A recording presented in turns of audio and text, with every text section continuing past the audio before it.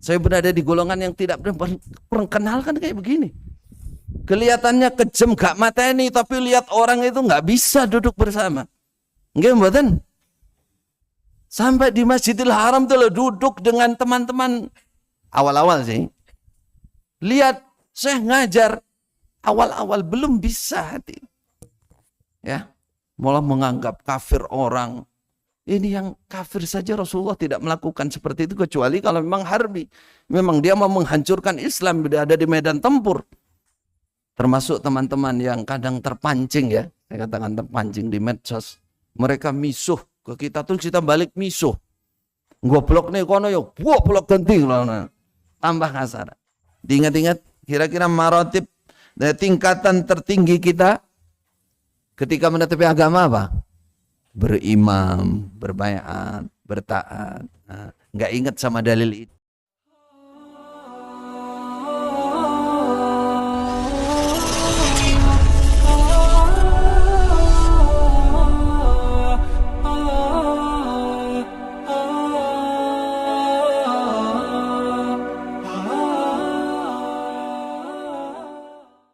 Dia bawa suratnya dari penjara itu.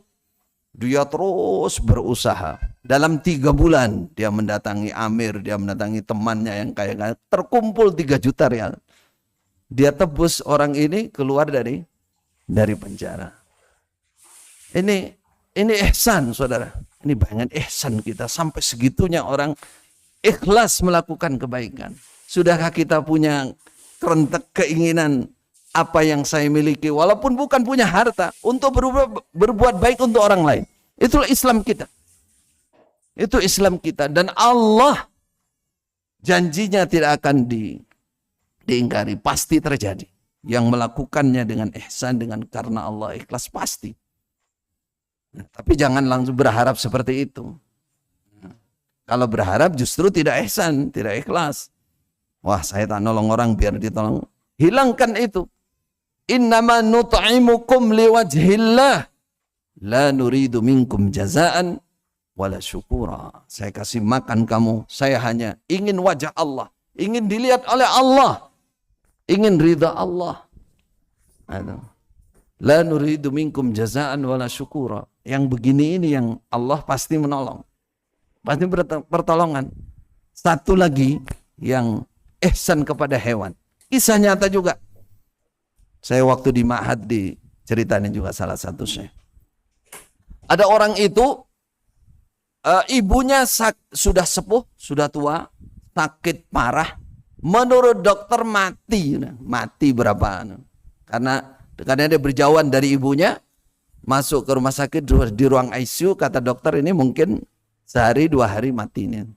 Perkiraan dokter begitu, sehingga anaknya ditelepon, ibumu mati, ibumu. Mati, ntar lagi segera kamu datang.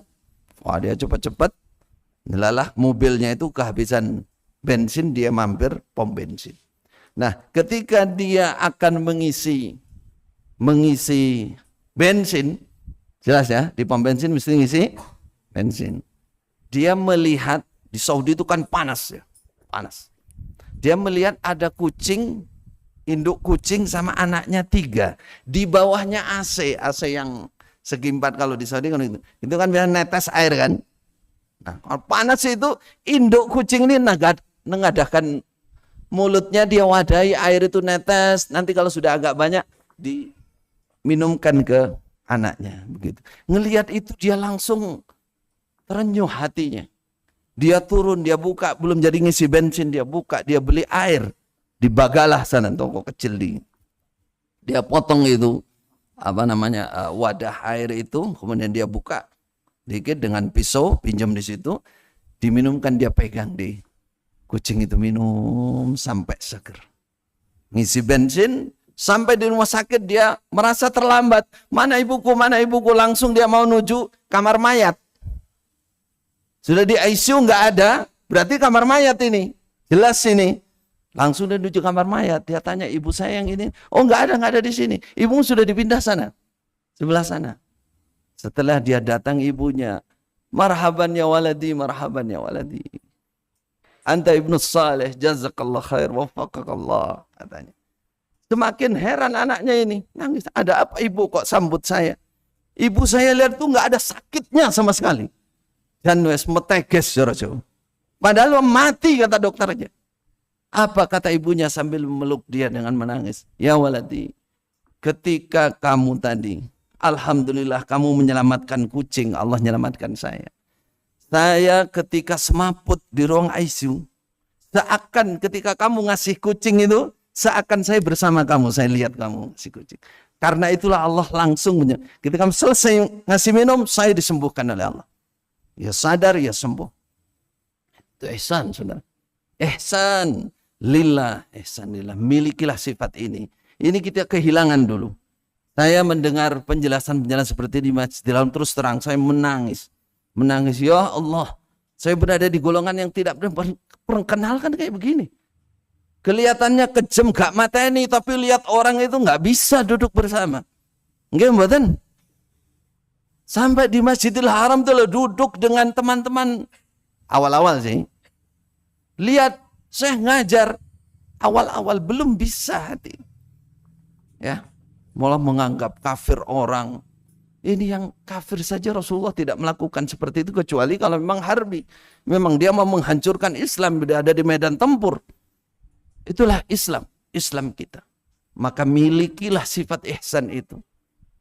Termasuk teman-teman yang kadang terpancing ya, saya katakan terpancing di medsos.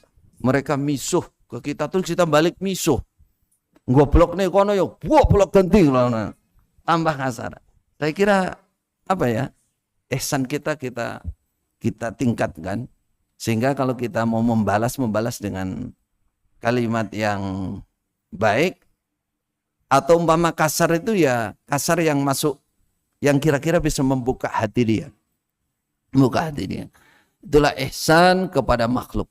Ini dalam pertemuan ini yang menjadi salah satu sifat atau hal penting yang perlu kita. Yang kedua adalah ihsan kepada Khalik ya. Mana ini?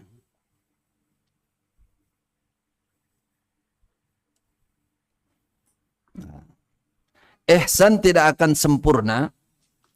Ayatnya sudah dibaca ya. Wala nudhi'u ajral muhsinin. Baik. Masih ada poin penting kaitannya dengan masalah ini. Di akhirat. Tadi kan bicara di dunia.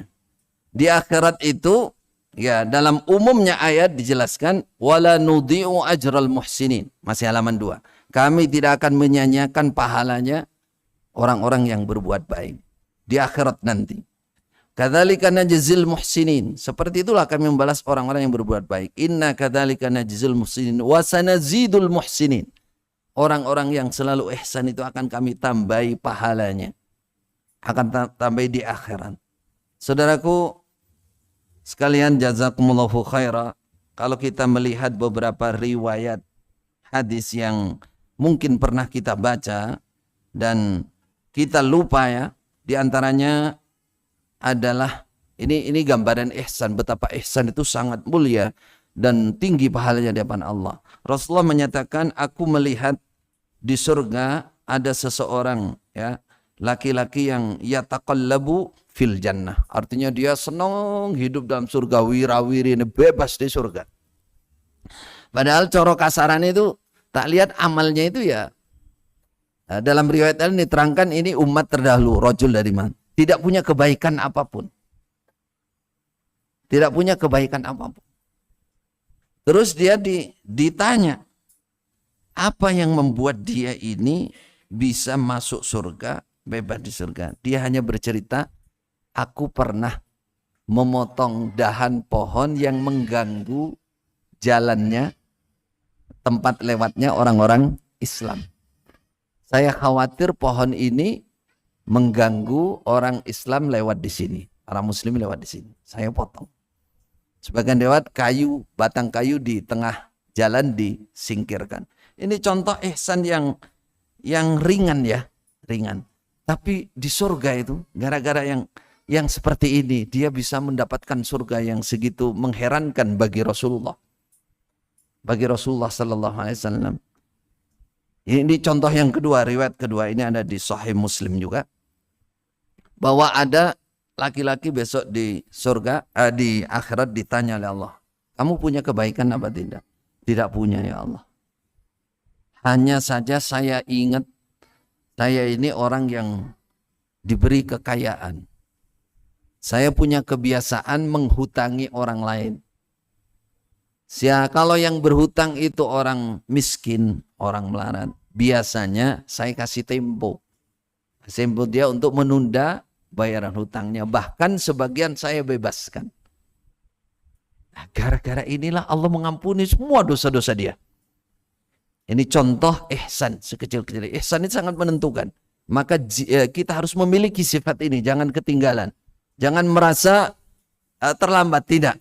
Kita kuatkan diri kita untuk memiliki sifat ini. Sambil berdoa kepada Allah. Yang kedua adalah ihsan kepada Khalik. Kepada Allah Subhanahu wa ta'ala. Inilah maratib tertinggi dalam kita beragama, saudaraku.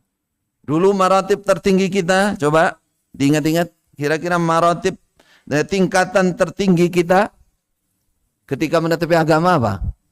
Berimam, berbaiat, bertaat. Nggak ingat sama dalil ini, saudara. Dalil ini. Ini waktunya sudah mepet, maka kita dengan yang terakhir.